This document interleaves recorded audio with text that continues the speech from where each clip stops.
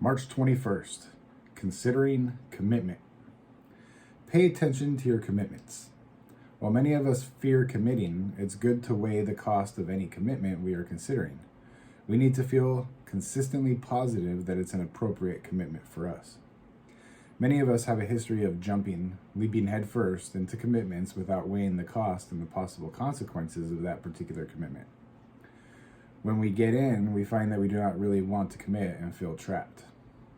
Some of us may become afraid of losing out on a particular opportunity if we don't commit. It is true that we will lose out on certain opportunities if we are unwilling to commit. We still need to weigh the commitment. We still need to become clear about whether that commitment seems right for us. If it isn't, we need to be direct and honest with others and ourselves. Be patient. Do some soul searching. Wait for a clear answer.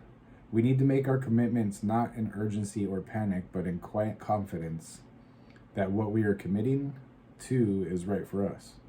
If something within says no, find the courage to trust that voice.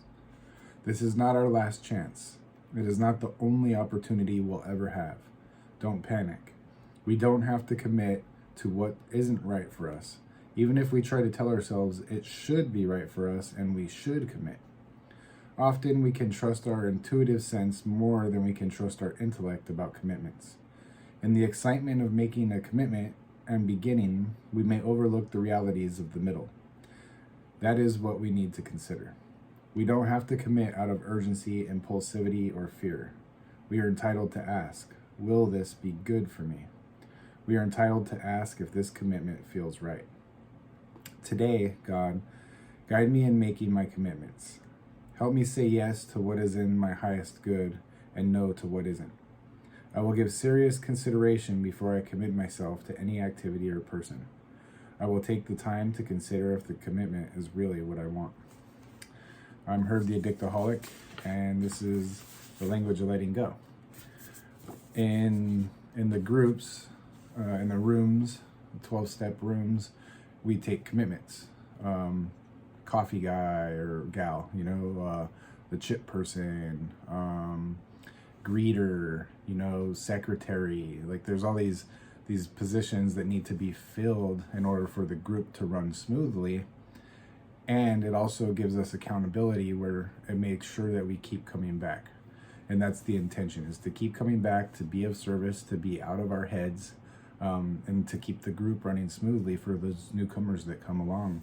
And so everything can be set in place, for us to be in a program together. But taking on those commitments isn't always easy, especially if it's a Saturday meeting, for instance. You might be, or me, let's talk about me. I was very excited to be going to these meetings. And when I started the meetings, I was on disability, on leave from my job. So I had all this time in the world. So I'm like, yeah, let me take this commitment.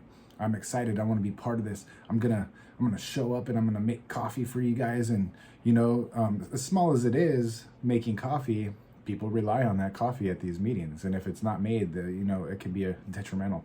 So I start going, every week to this meeting, and I'm making coffee. Several meetings, honestly, but I'm just gonna speak of the one. And then because it was a Saturday, when I joined my club that I'm part of, this club here.